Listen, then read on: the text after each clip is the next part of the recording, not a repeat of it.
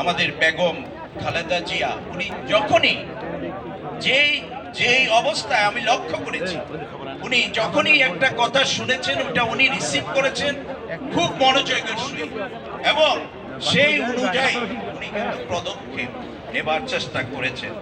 আমি ওনার আত্মার মাগফিরাত কামনা করি এবং আল্লাহ ওনাকে যেন শান্তিতে রাখেন। এবং আমি একটি কথা সবশেষে বলতে চাই, আমাদের এই নেত্রীকে উদ্দেশ্য করে আমাদের একটি প্রতিষ্ঠান বাংলাদেশ প্রতিবন্ধী কল্যাণ সমিতি, তার মাধ্যমে আমি আপনাদের জানাতে চাই মরহুমার লিডারশিপের অনুকরণে আমি ট্রেনিং কোর্স ডিজাইন করব এবং ওনার নামে লিডারশিপ ট্রেনিং আয়োজন করব নিয়মিতভাবে। কারণ ওনার নেতৃত্বটা গবেষণা পাওয়ার উপযুক্ত।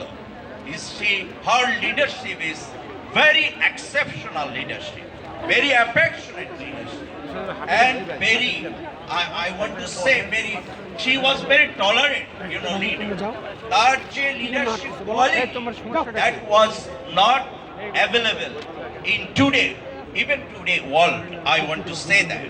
And she is real citizen focused leader in Bangladesh. So I hope that her son